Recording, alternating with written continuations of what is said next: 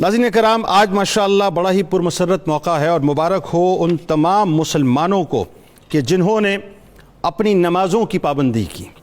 مبارک ہو ان تمام مسلمانوں کو کہ جنہوں نے روزوں کی پابندی کی۔ مبارک ہو دل کی گہرائیوں سے ان تمام مسلمانوں کو کہ جنہوں نے قرآن پاک کی تلاوت کا اہتمام کیا۔ مبارک ہو ان تمام مسلمانوں کو کہ جنہوں نے اپنی بساط کے مطابق صدقات اور خیرات کا اہتمام کیا۔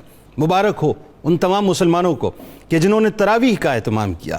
مبارک ہو ان تمام مسلمانوں کو کہ جنہوں نے کوشش کی کہ ہم روز صلاۃ التسبیح کا باقاعدہ اہتمام کریں۔ مبارک ہو ان تمام مسلمانوں کو کہ جنہوں نے اس دادرسی کے مہینے میں، اس غمخواری کے مہینے میں لوگوں کی غمخواری کی، دادرسی کی۔ اور مبارک ہو ان تمام مسلمانوں کو کہ جنہوں نے تقوی کو اختیار کرتے ہوئے رمضان المبارک میں اپنے رب کو راضی کرنے کی کوشش کی۔ اور مبارک ہو ان تمام مسلمانوں کو کہ جنہوں نے رمضان کے فراق میں مہمان رمضان کو رخصت کرتے کرتے اس سے التجا کی کہ کل بروز محشر اللہ کی بارگاہ میں بس ہماری درخواست کر دینا، ہماری گزارش کر دینا۔ مبارک ہو ان تمام مسلمانوں کو۔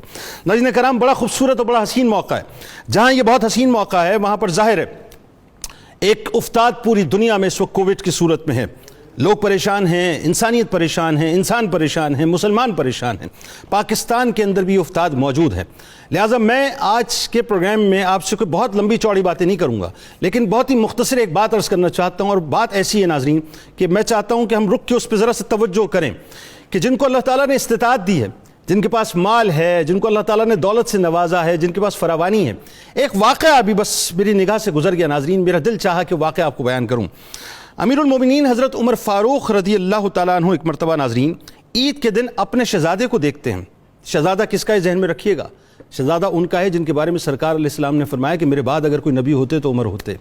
وہ جو جہاں سے گزر جائیں شیطان اپنا راستہ بدل دیا کرتا تھا۔ عالم یہ ناظرین، وہ عید کے دن اپنے بیٹے کو دیکھتے ہیں تو ایک پرانی قمیص کے اندر جب انہوں نے دیکھا تو دیکھ کے آپ اپنے بیٹے کو رو پڑے۔ جب زارو قطار رونے لگے تو بیٹے نے پوچھا کہ بابا جان آپ روتے کیوں ہیں؟ آپ روتے کیوں ہیں؟ آپ کے آنسوں کیوں گرتے ہیں؟ اب سوال کرنے والے بچے نے جب سوال کیا تو جواب دینے والے والد نے کیا جواب دیا کہ میرے لال، مجھے اندیشہ ہے کہ آج عید کے دن جب لڑکے تجھے اس پرانی قمیض میں دیکھیں گے تو تیرا دل ٹوٹ جائے گا۔ یہ امیر المومنین کے جملے ناظرین، 22 لاکھ مربع میل پہ آپ کی حکومت ہے، کوئی کم بات نہیں ہے۔ یہ کسی علاقے کے امیر المومنین کی بات نہیں ہو رہی، 22 لاکھ مربع میل۔ جب یہ جملے ناظرین والد گرامی کی زبان اقدس سے ادا ہو گئے تو بیٹے نے کیا کہا، یہ بڑا کمال جملہ ہے ناظرین، اور یہ سننے والا جملہ ہے۔ یہ ایسا جملہ ہے کہ جس سے بہت کچھ سمجھ آ جائے گا۔ بیٹے نے جواباً عرض کیا کہ بابا جان، دل تو اس کا ٹوٹے، دل تو اس کا ٹوٹے جو رضائے الہی کے کام میں ناکام رہا ہو، جس نے ماں باپ کی نافرمانی کی ہو، دل تو اس کا ٹوٹے۔ مجھے تو امید ہے کہ آپ کی رضامندی کے طفیل اللہ تعالیٰ مجھ سے راضی ہو جائے گا۔ یہ سن کر حضرت عمر فاروق رضی اللہ تعالیٰ عنہ نے اپنے شہزادے کو اپنے گلے لگا لیا، اور گلے لگانے کے بعد آپ نے بہت ساری ان کو دعائیں دیں۔ یہ واقعہ سنانے کا ایک مقصد ہے ناظرین۔ مقصد یہ ہے کہ ہمارے گھروں کے ساتھ کوئی جھونپڑی ہوتی ہے، ہمارے محلات کے ساتھ کوئی گھر ہوتا ہے جہاں پر ماں عید کی شب بھی، مجھے کہنے دیجئے جملہ، عید کی شب بھی بچوں کو دلاسے دے رہی ہوتی ہے، ہنڈیا ابال ابال کر، پانی ابال ابال کر کہ کوئی آئے گا آ کر دے کے جائے گا۔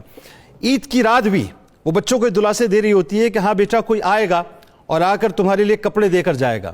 عید کی رات بھی وہ ماں اپنے بچوں کو دلاسے دے رہی ہوتی ہے کہ ہاں بابا باہر گئے ہیں، کچھ نہ کچھ تمہارے لیے لے کے آئیں گے۔ اور عید کی رات بھی ناظرین اس کا باپ پوری رات سڑکوں کے اوپر گھومتا رہتا ہے کہ کوئی مل جائے تاکہ صبح جب عید ہو اور دوسرے بچے جب عیدگاہ کی طرف جائیں تو میرے بچے مایوسی اور محرومی کا شکار نہ ہوں، ان کو بھی وہ کپڑے مل جائیں کم از کم جو کپڑے دیگر بچوں نے پہنے ہیں، اچھے پیارے ستھرے سے کپڑے پہنے ہیں۔ میں صرف ایک بات عرض کرنا چاہتا ہوں، چونکہ صبح کا موقع ہے اور الحمدللہ اب آپ اپنی عیدگاہ کی طرف جائیں گے، نمازوں کی ادائیگی کے لیے جائیں گے، اور اللہ تعالیٰ قبول فرمائے، کیونکہ اب تو بشارتیں فرشتوں کی طرف سے ملیں گی نا، اب تو راستوں میں آپ کا استقبال ہو رہا ہوگا انشاءاللہ۔ اب تو آپ کو باقاعدہ بشارتیں اللہ کی طرف سے مل رہی ہوں گی کہ مغفرت کے پروانے، بخشش کے پروانے سب مل رہے ہوں گے۔